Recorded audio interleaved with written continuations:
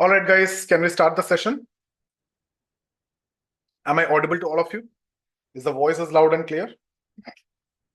Yes, okay. So, guys, what I'll do is today I'll quickly take you through the October 2024 Yojana. So, again, very important for UPSC and PSC aspirants anyway. So, see, the thing is that Yojana consistently provide insights into India's development policies, programs, and challenges. So, this is going to be helpful for your interview. Let's look at certain topics. Swachh Bharat Mission, we can see, and then Ganga rejuvenation, we'll look at biofuels, and then circular economy. These are topics that I'm actually going to focus on. Now, guys, I'll give you the brief idea about this, and then you need to go through this in detail and you need to have a perspective on this. So, what we can do is we can start with Swachh Bharat Mission. Okay, so it's a decade, so decade of transformation. It's launched in October to Mahatma Gandhi's date of birth. So in 2014, I still remember that was the year I was writing my mains, and then that interview also when we were preparing about this, and in fact I got question also from Swachh Bharat Mission in 2015 UPSC interview, and I got 180 mark also in that interview. So anyway, it's actually aimed to eliminate open defecation and improve sanitation, right? Everybody know that. And within 5 years itself, India declared itself an open defecation free in 2019. So if you look at sustainable development goals, it's around 2030 was the goal and the target. So that deadline is met 11 years back. That's an achievement of Swachh Bharat Mission. And it actually emphasized behavioral change, community participation, and public financing, and also transforming sanitation practices nationwide. And if you look at the achievements, what are the significant achievements? There is a significant reduction in waterborne disease like diarrhea, cholera. Very much evident, okay, very clear. So also enhanced safety and dignity for women by providing private sanitation facilities. And it also decreased, you can see in under 5 child mortality rate due to improved hygiene and sanitation. So these are significant achievement when we talk about Swachh Bharat Mission. So it's almost 10 years. So that's a very significant achievement.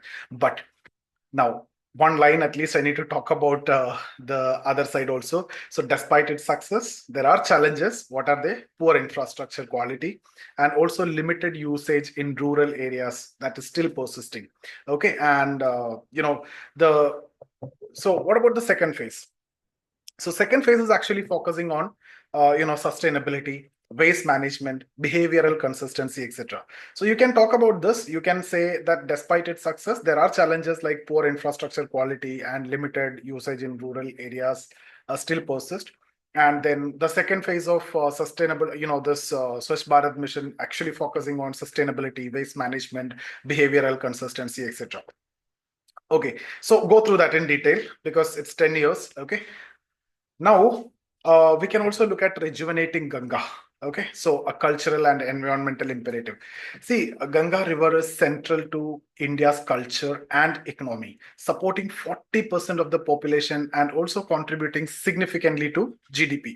But you see, what's the main problem? If you see industrial and urban pollution threatened its biodiversity, and also now there is a question of its sustainability. So there are initiatives like Namami Ganga Mission, again in 2014, basically aimed at cleaning and rejuvenating the river. Okay, so basically these are focusing on installing sewage treatment plants and promoting chemical-free farming along the river banks, and then also increasing community engagement and public awareness, etc. So there are significant progress which has been made, but there are challenges also, such as delays in project implementation. So any project that is because of the bureaucracy and executive issues. So anyway, the delay in project implementation, then bigger issues again coming as the land acquisition issues there and the governance inefficiencies, all these need attention. So basically the mission aligns closely with sustainable development goals like addressing the water quality and then sanitation and also ecosystem sustainability. We'll also look at circular economy that is, in construction and demolition. So guys, India's construction sector generate over 12 million tons of waste annually. And that's constituting around 20 to 25% of municipal solid waste. So A shift from a linear economy means produce, use, dispose. So from a linear economy to a circular economy can minimize waste and promote sustainability. Now, what are the key steps? What do you mean by the circular economy? Recycling. Okay. So what you need to do is the steps involve recycling the demolition waste for infrastructure projects. You can use this whatever demolished again for infrastructure projects, and using construction waste to reduce greenhouse gas emission. So that's again another option. And then promoting resource conservation through innovative waste management practices. So, guys, adapting these practices not only support the environmental goals, but also offer economic opportunities, including the potential for startups in waste recycling.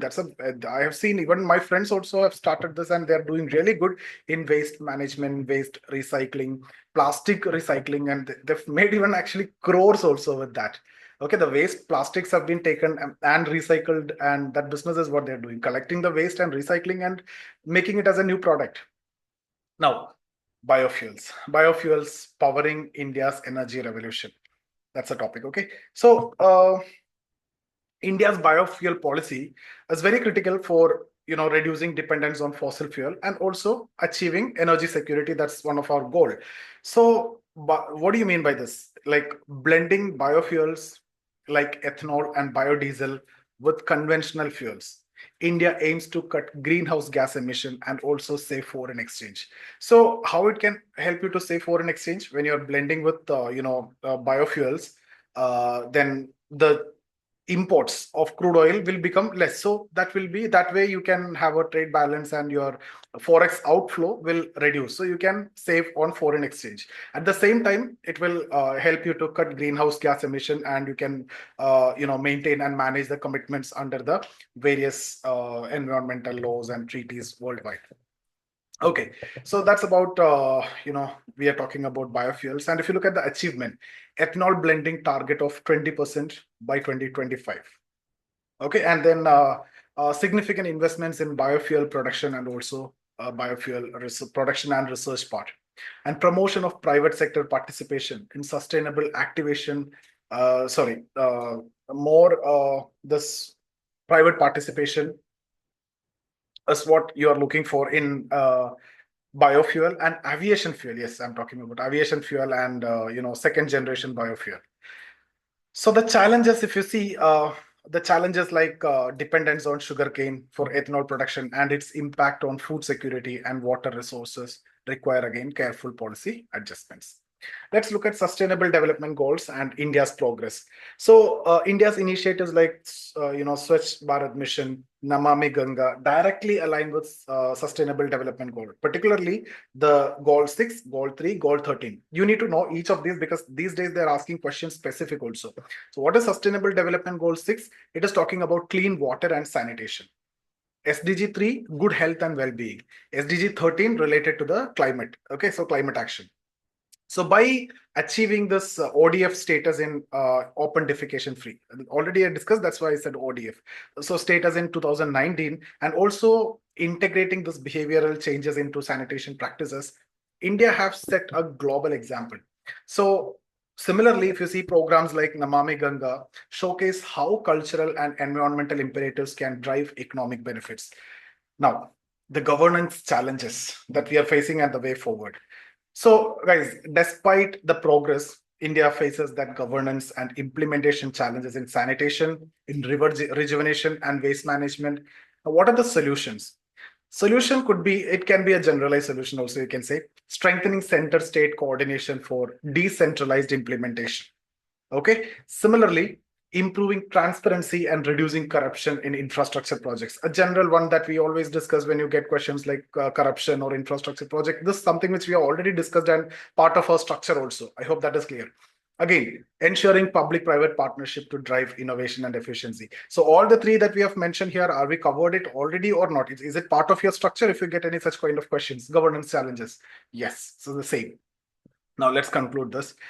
So guys, if you see, yeah, anyone want to discuss upon, see, September we have already covered, right? So here in October, what we have seen is it's actually highlighting the efforts in sanitation, environmental conservation, and sustainable development.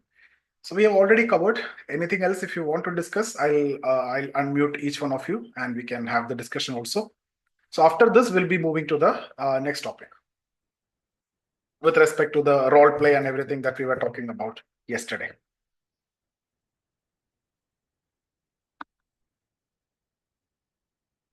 So these are potential questions, and from here also you will be getting, yes, what I'll do is I'll stop the recording, guys, and then I'll unmute one by one. After this, you see, more than whatever I have discussed, if you want to talk about anything, that you can have an open discussion, and then we can go with the role play also with respect to some of the topics that we have discussed yesterday. So let me stop recording for 10 minutes.